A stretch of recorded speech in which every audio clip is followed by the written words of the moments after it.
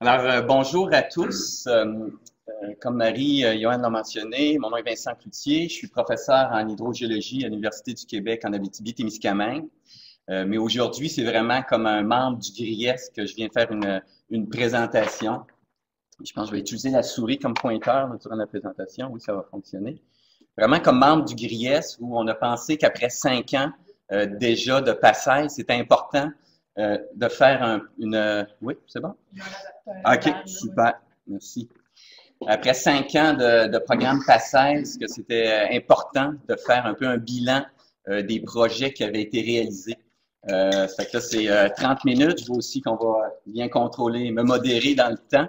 Ça fait que 30 minutes pour présenter ce qui a été réalisé dans les 5 dernières années. Je ne cacherai pas, c'est vraiment un survol, mais on trouvait que c'était important d'avoir cette perspective-là globale en début de l'activité aujourd'hui.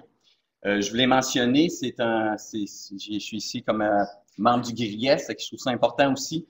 Permettez-moi de vous mentionner les collègues là, qui participent à la présentation par composante. Alors, il y a les gens de l'UQAR, Thomas Buffin-Bélanger et Gwenel Chailloux, à l'UQTR, Stéphane Campeau, à Chicoutimi, l'UQAC, Réal Daigneault et Alain Rouleau, à l'UQAM, Marie Larocque, à l'INRS, ETE, René Lefebvre, et à Sarah Dorner à Polytechnique Montréal, et à l'Université Laval, Jean-Michel Lemieux, René Terrien et John Molson.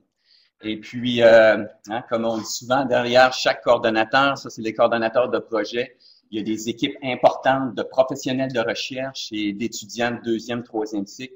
C'est vraiment cette présentation-là intègre le travail de beaucoup de personnes et plusieurs sont ici dans la salle.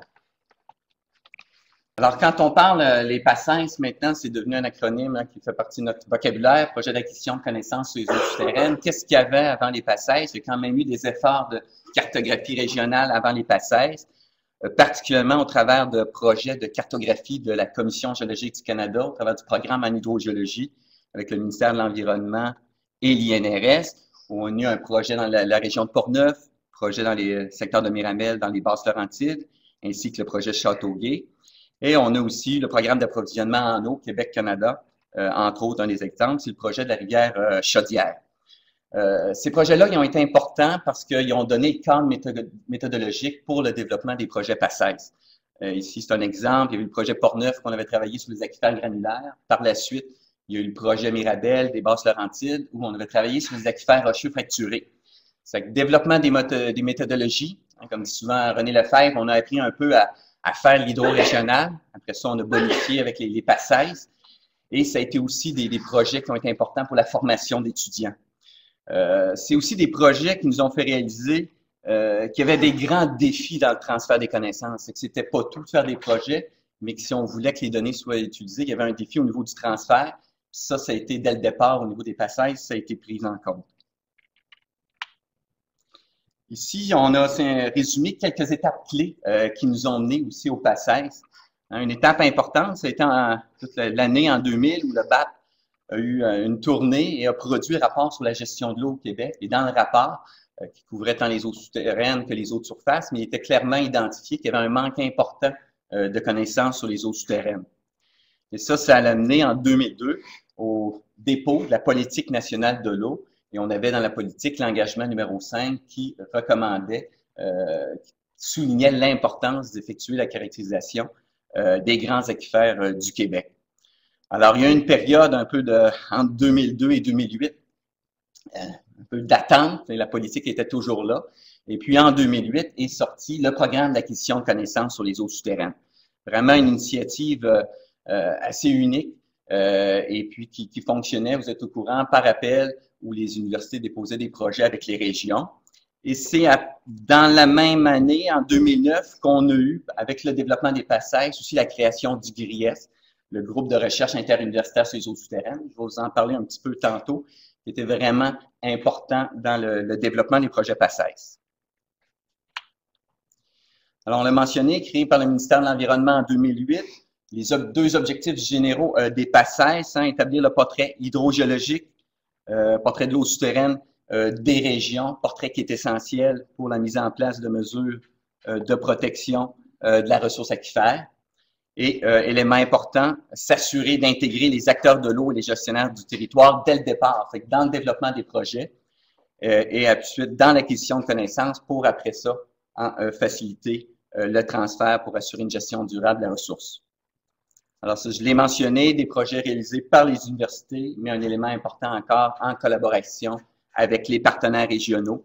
De base, c'est sur les conférences régionales des élus, les MRC, les OBV, mais c'est un modèle variable aussi selon les régions. Différents partenaires, acteurs de l'eau se sont impliqués directement au Québec dans les projets PACES. Alors, le GRIES, qui est un regroupement de 11 universités sur la question de l'eau souterraine. C'est sûr que c'est un regroupement un peu plus large, on a des séries de conférences, et que c'est vraiment aussi un lieu sur l'eau souterraine où les chercheurs, les étudiants et les gens intéressés par l'eau souterraine se retrouvent. Dans le cadre des PACES, ça a été vraiment important au niveau de la concertation pour les réaliser, les projets PACES. C'est qu'on parle en particulier d'utilisation de méthodologies pour les travaux, de protocoles communs, ce qui a mené aussi à avoir des développements aussi de travail pour les livrables qui sont communs. C'est donc uniformisation des livrables. C'est que ça, c'est des éléments, des retombées qui sont très importantes. Mais aussi une mise en commun des équipements, d'expertise et des services. C'est que ça nous a amené, par exemple, si on parle pour les analyses d'eau, à faire des appels d'offres communs pour les analyses. Ça permet à toutes les équipes de réduire les coûts, d'aller plus loin avec nos projets en réduisant les coûts sur certains aspects. C'est d'autres retombées qui sont importantes.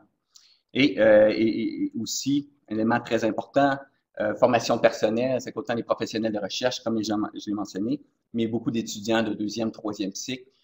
Et ça a impliqué beaucoup de co-direction aussi entre les universités, c'est aussi un aspect très dynamique pour notre réseau. Alors maintenant qu'on a regardé un peu la structure, où on est rendu au Québec actuellement, la carte qui est affichée actuellement vous présente l'ensemble des projets PACES. C'est ce que vous avez en vert et en jaune. C'est les projets, Marie faisait référence cette année, on a terminé une série de projets, 7 premiers projets. Alors, c'est les projets qui sont en vert et en jaune. Et je vais vous présenter des résultats associés à chacun de ces projets-là, ainsi que le projet réalisé par Rimouski dans le secteur du Bas-Saint-Laurent. Et en rouge que vous avez, c'est les projets qui sont toujours en cours. Alors, le projet, vous avez en bas le nom des projets avec l'université qui est porteuse du projet. Alors, on a Vaudreuil-Soulanges qui est réalisé par l'UQAM avec le projet Centre du Québec. Un autre nouveau projet, c'est le projet Chaudière-Appalaches qui va avoir une présentation tantôt par Jean-Marc Ballard. On a le projet sur Haute-Côte-Nord. Le professeur Rouleau va nous faire une présentation aussi. Et un autre projet aussi du côté de l'Abitibi-Témiscamingue. Alors, en tout, si on fait une petite synthèse, c'est qu'on parle pour ces 13 projets-là un investissement du ministère de l'Environnement de 13 millions. Des partenaires, on a comptabilisé pour l'ensemble des projets de plus de 3,5 millions. Une implication de plusieurs CRI, plusieurs MRC, plusieurs OBV et un vaste territoire et on trouve quand même une population qui est importante. Je reviens ici rapidement un peu sur la démarche PACES, parce que c'est important dans la suite des choses quand on va parler aussi de l'uniformisation des résultats et du transfert. Ici, c'est un exemple qui est tiré comme exemple du projet en Abitibi-Témiscamingue, mais c'est le même type de démarche qui est appliquée dans l'ensemble des projets. Alors, on parle d'une phase 1, qui est une phase de collecte des données existantes. Ça, c'est l'exemple d'un rapport, par exemple, de la ville d'Amos, où on a extrait des logs de forage, donc de l'information sur la géologie, des données sur la chimie de l'eau. On peut avoir aussi des données d'essais de pompage. Et toutes ces informations-là ont été intégrées dans une base de données. C'est qu'on parle vraiment d'une valorisation. On n'a pas chiffré ce que ça pouvait représenter comme valeur économique. On parle d'une valorisation très importante de données qui étaient existantes, mais qui souvent étaient dans des rapports qui n'étaient pas utilisés, qui sont maintenant intégrés dans une base de données. Cette étape-là a permis à toutes les équipes d'identifier les données manquantes. C'est une deuxième année où il y a des travaux de terrain complémentaires qui incluent la prise d'échantillons d'eau, de niveau d'eau, des essais de pompage. Ici, on a un exemple de la géophysique. Ici, la géophysique. Pour compléter les connaissances. Et la troisième étape, dans la dernière année, on parle de l'analyse de données, la synthèse, production de livrables. Ça, c'est des exemples cartographiques en Abitibi-Témiscamingue, mais l'ensemble des projets ont travaillé avec les mêmes protocoles, comme je le disais, pour produire les livrables. Une synthèse, production de rapports, et c'est sûr que là, si on fait référence au projet antérieur, là, ce qu'on dit avec les PACES, c'est qu'on ne peut pas s'arrêter à la production d'un rapport, c'est vraiment d'en arriver à développer des stratégies de transfert pour que les résultats soient utilisés dans l'aménagement du territoire. Avant de présenter des exemples au niveau des différents projets, je trouvais important de prendre un peu de recul puis regarder, parce que les projets PACES, on parle d'eau souterraine, mais c'est toujours l'eau souterraine mis dans son contexte géologique et hydrogéologique. Puis ça, c'est extrêmement important. C'est qu'on ne regarde pas la ressource seule, on la regarde avec son contenant. Donc, on va regarder juste brièvement. Ici, c'est les grands ensembles géologiques du sud du Québec. 5 minutes? J'avais-tu une demi-heure? C'est vrai. C'est correct. C'est juste ça. J'ai encore du temps. Donc, brièvement, parce qu'il y a des termes qui vont venir quand on va regarder les différentes régions. Alors, on a au niveau des grands ensembles, le bouclier canadien, avec les roches métamorphiques du Grenville, le supérieur, c'est des roches cristallines. On a les basses terres du Saint-Laurent avec des roches sédimentaires et les Appalaches. Vous allez voir, quand on va regarder des exemples des différents projets, ces provinces-là vont revenir. C'est important pour l'écoulement de l'eau, la fracturation est différente, mais aussi ça peut influencer la chimie de l'eau. On est aussi une région, le Québec a subi l'influence de la dernière grande glaciation. C'est aussi un élément très important parce que ça a façonné le territoire et ça a laissé des dépôts de surface qui jouent un rôle important sur nos contextes hydrogéologiques. Entre autres, ici, on voit l'extension de mer postglaciaire et lac proglaciaire. Hein, par exemple, la mer de Champlain, la mer de la Flamme, la mer de Goldthwaite, c'est des termes qu'on va voir dans les différentes régions qui ont été étudiées. Le lac Ojibwe, qui était un lac, dans ce cas-ci, un lac glaciaire. C'est qu'on a eu d'opposition d'argile. Ici, on a des exemples d'argile varvée en Abitibi. Fait que les argiles qui sont des unités confinantes, fait que sur un territoire, qui vont jouer un rôle important dans le niveau de confinement pour, après ça, influencer la présence des zones de recharge, la vulnérabilité des aquifères. Autre élément important, la glaciation, on l'a mentionné, ça a façonné le relief, ça a pu induire de la fracturation. Et aussi, on a les sédiments de surface, avec beaucoup des bons aquifères productifs au Québec qui sont associés à des formations granulaires qui sont héritées de la dernière glaciation. Alors là, on va faire une petite tournée du Québec en partant au sud, ici au niveau de la Montérégie-Est. Regardez brièvement les grands contextes qui ont été identifiés par les différentes équipes de recherche. C'est le projet de la Montérégie-Est de l'INRS. Ici, vous avez le nord et de ce côté-ci. La région est ici sur la carte à votre droite.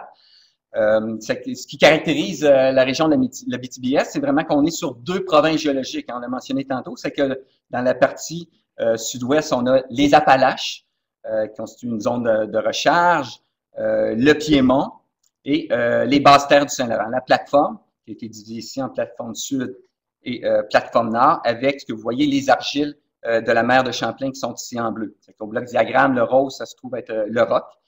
Et un autre élément important de cette région-là, c'est les collines montérégiennes.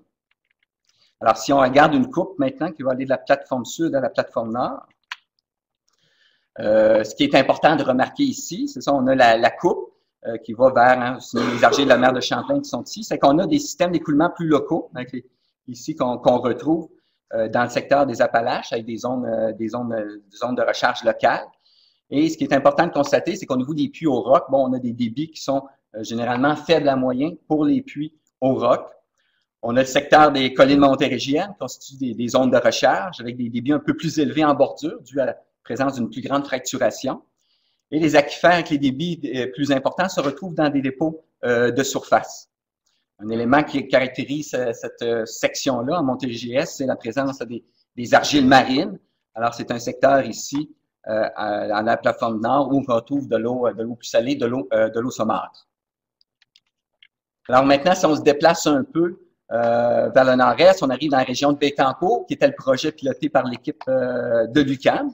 Alors ici, on a la région d'études, qui est caractérisée, vous avez les indices de confinement ici, par des conditions, ici c'est encore, on est la marge sud, c'est les Appalaches, alors on a des conditions de nappe libre, qui évolue vers des conditions de nappe captive en aval, où on retrouve là encore là la présence d'argile marine. Dans le cadre de leur projet, ils n'ont pas identifié vraiment de problématique au niveau des nitrates, mais certains puits quand même démontraient la présence de nitrates qui était au-dessus d'une valeur qui pourrait être une valeur naturelle.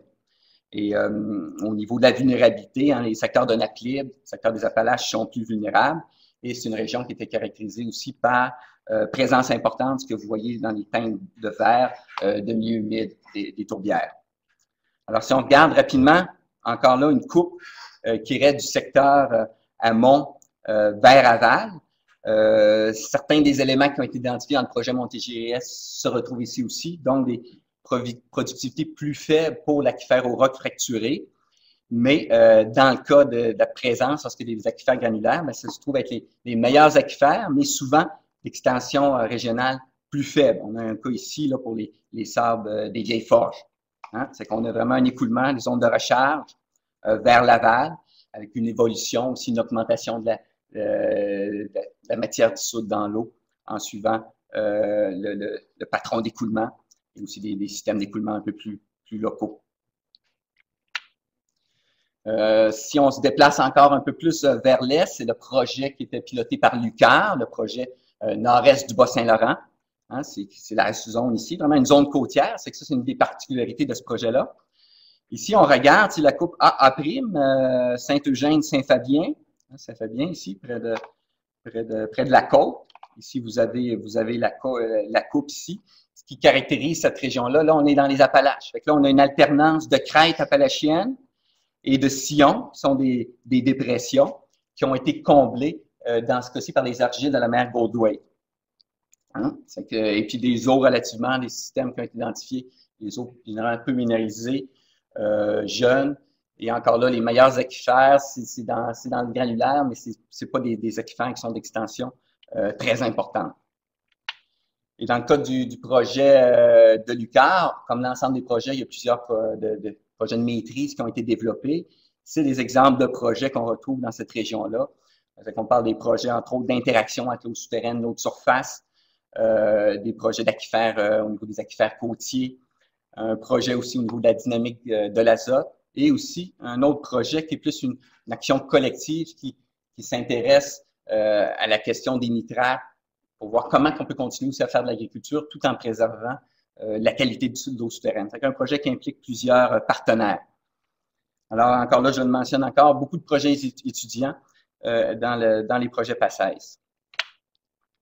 Maintenant, on va se déplacer du côté nord du fleuve, du côté de la Mauricie. Alors ça, c'est le projet de l'UQTR, l'Université du Québec à Trois-Rivières. Hein. Vous avez ici la région d'études avec le lac Saint-Pierre. Ce qui caractérise la région, c'est vraiment que les principaux aquifères exploités sont dans les dépôts de surface, des aquifères en nappe libre, hein, principalement le delta ici de Saint-Maurice. Et on a aussi la moraine ici de Saint-Narcisse qui va représenter un aquifère important. La carte ici vous représente l'épaisseur justement de la nappe libre pour ces aquifères-là, ces aquifères qui sont dans les dépôts de surface. Cette prochaine diapo fait ressortir certains des éléments clés qui ont été identifiés dans le projet par l'UQTR. Un élément intéressant, bon, l'UQTR ont fait des analyses bactériologiques dans le cadre de leur projet PACES. Hein, près de 40% des puits avaient un dépassement au niveau de la norme, dont 12% au niveau de l'E. coli. Ils ont aussi identifié, ça je pense que c'est un peu, ça peut se généraliser pour l'ensemble des projets PACES, des concentrations élevées en fer et en manganèse, dans ce cas-ci qui était possiblement relié à la présence des milieux humides. Un élément aussi qui a caractérisé leur étude, c'est la présence de sels de déclassants près de l'autoroute principale. Et il y a eu des travaux un peu plus détaillés aussi au niveau des suivis de nappes, où qui ont remarqué qu'il y avait des cycles. Vous voyez ici, c'est au niveau d'un suivi de nappe dans le temps depuis les années 70. On a un bon enregistrement sur plusieurs années. Ils ont identifié des cycles de 8 ans au niveau de la variation de la nappe phréatique. Un autre projet, toujours sur le nord du fleuve, c'est le projet de la communauté métropolitaine de Québec, qui était piloté par l'Université Laval. Un projet différent, une des particularités, milieu urbain. Ça fait que ça, c'est un défi particulier pour leur projet. diversifié parce que aussi dans ces secteurs où on retrouve à proximité nos trois grands ensembles géologiques. C'est qu'on a les Laurentides avec la province du Grenville, les basses terres du Saint-Laurent et la zone Appalache au sud. Alors, c'est une des particularités du projet. Et un secteur plus vulnérable ici, dans le secteur, ici, vous avez la carte de vulnérabilité. C'est plus vulnérable dans le secteur du Piémont. Et si on regarde une coupe qui irait des Laurentides, du Grenville, jusqu'à la rive sud, merci Myriam, on retrouve encore là des secteurs, des aquifères, encore là avec les autres projets, des aquifères granulaires très productifs, mais des milieux plus vulnérables. Et puis plus vulnérables aussi au niveau de l'île d'Orléans, des aquifères moins productifs, mais qui demeurent très utilisés par la population. Un autre projet qui était piloté par l'Université Laval, c'était le passage Outaouais. C'est que vous avez la région des Sud ici et une coupe. Encore là, on retrouve les deux provinces géologiques. On a le Grenville et la plateforme du Saint-Laurent. Alors, des écoulements, des zones de recharge dans les hautes terres. Des aquifères plus importants au niveau de la productivité dans les vallées, des aquifères granulaires. Et encore ici, présence de nos argiles, ici les argiles de la mer de Champlain, qui viennent confiner certains aquifères granulaires enfouis dans la partie aval. Un autre projet qui était le projet piloté par Chicoutimi, le passage Saguenay-Lac-Saint-Jean. Vous avez ici un bloc 3D de la région. Certains, c'est qu'ici, vous avez le lac Saint-Jean, le fjord. Des éléments importants de l'étude, c'était qu'on étudie à la fois le roc fracturé, qui est principalement cristallin, mais aussi avec présence, ils ont mis à jour la présence d'aquifères de calcaire, qui avait une influence sur la chimie de l'eau dans ce secteur-ci. Présence aussi d'aquifères importants fluvio-glaciaires, granulaires, qui ont été étudiés en détail. Et aussi le seuil de Kenogami. Alors, il y a des études particulières au niveau de la fracturation, avec des recharges encore là dans les plus hautes terres, mais aussi des zones de résurgence plus importantes au niveau du seuil de Kenogami. La prochaine diapo, celle-ci résume plusieurs des éléments que je viens de montrer sur le bloc diagramme. Éléments importants encore là qui s'appliquent à plusieurs des passages. Concertation régionale très importante, portrait à la fois des aquifères granulaires et fracturés et plusieurs projets étudiants. Alors, le dernier projet que je vous présente, c'est le projet Abitibi-Témiscamingue. C'est le territoire ici autour de la ville de Val-d'Or et d'Amos. Cette carte-ci vous présente l'épaisseur des dépôts de surface. C'était un des livrables PACES. Ce que vous voyez ici avec le brun, c'est les épaisseurs plus importantes. Et un élément qui caractérise la région de l'Abitibi, c'est la présence d'esquerres et de moraines qui sont d'excellents aquifères, de bonne qualité d'eau.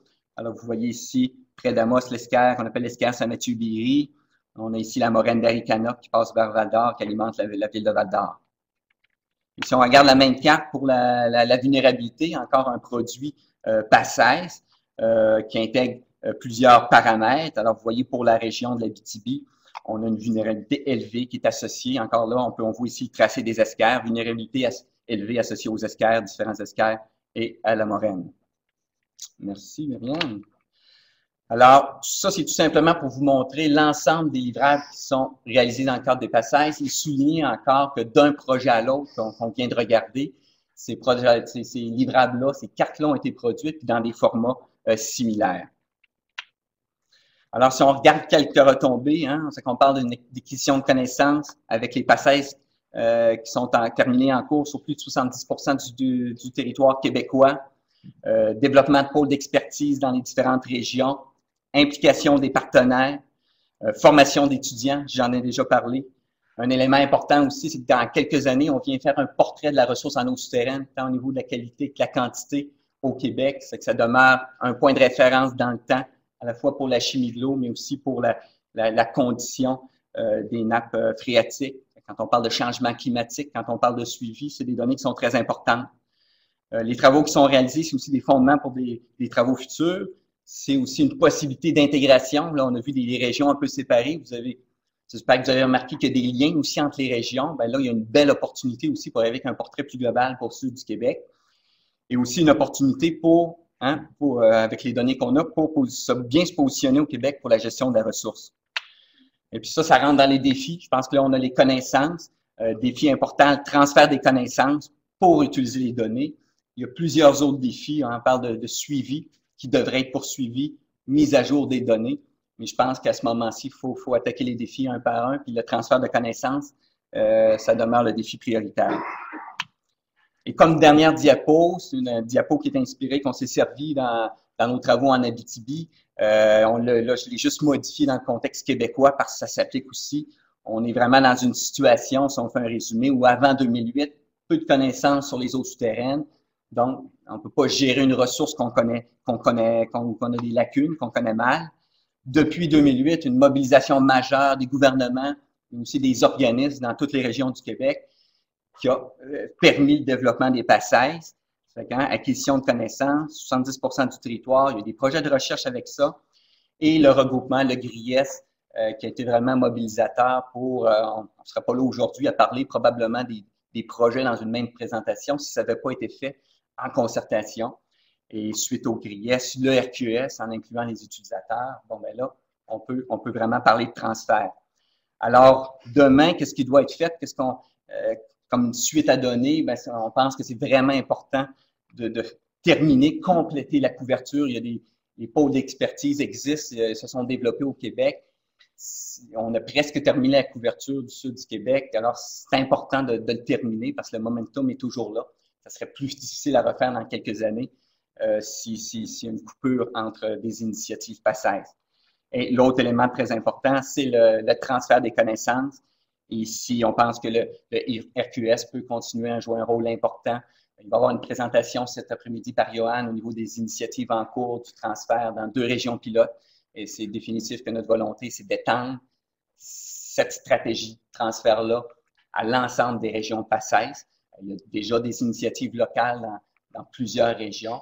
Mais on pense que d'avoir une initiative aussi provinciale qui suit un peu un même type de mode de formation, de stratégie, va être bénéfique pour la suite. Fait que notre grand défi, c'est d'assurer la continuité. Et c'est certain, là, on touche à des questions de financement, tout ça, mais on va travailler fort pour s'assurer de pouvoir poursuivre là, au niveau du RQS. Alors, merci beaucoup. On s'est écoulé.